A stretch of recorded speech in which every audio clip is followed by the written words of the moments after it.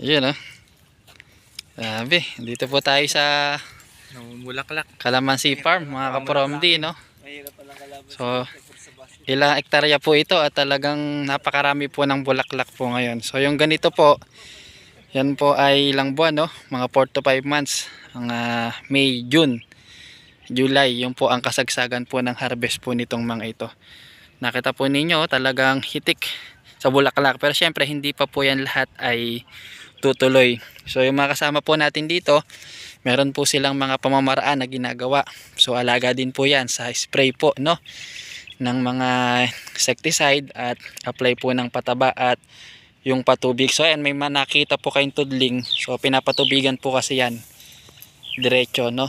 Papampo ang patubig sa ganito kalawak po na taniman. So, ayan. Kalamansi. So yan, may mga ano yan, may mga mapupulot na tayo diyan. Sabihin yung mga huling bunga. Meron po yan.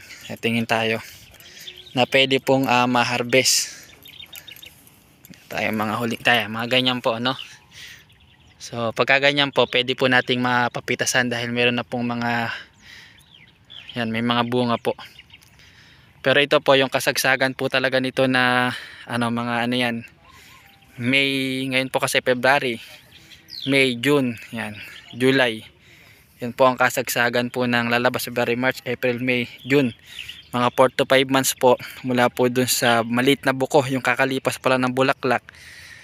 Yan po ay 4 to 5 months, no? So, ayan po sila. So, yan, bulaklak na bulaklak pa lang po. Mga kapromdi.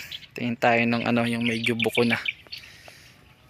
So talagang ito yan. Nakita nyo po ito mga kaparamdi, itong maliit na to yan. So yan po, nagbubuko na siya pero hindi pa po yan masyadong sure na tutuloy. Kasi yan, mayroon pang puti sa paligid niya. Pero yan na po yung magiging bunga. Medyo malapit na po yan sa katotohanan. Ito po yung medyo malapit na po talagang magtuloy. Yan, pag ganyan na po yung buko niya. So yan. So ito po ang isa sa atin ngayong asikasuhin, yung farming po ng kalamansi. So magtatanong po tayo dun sa mga kasama po natin farmer dito para magkaroon tayo ng sapat na ideya tungkol po sa kalamansi. Yan. Dami po niya, no? Pakalawak.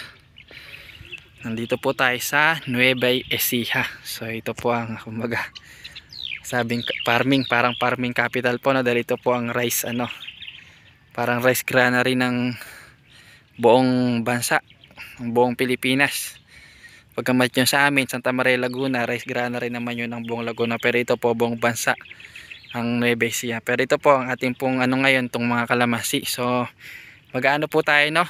Pag-aaralan po natin ito at i-share din po natin sa inyo mula po doon sa mga talagang magsasaka ng kalamansi, yung mga ideya, mga teknik, kaalaman po sa kalamansi farming. Yun.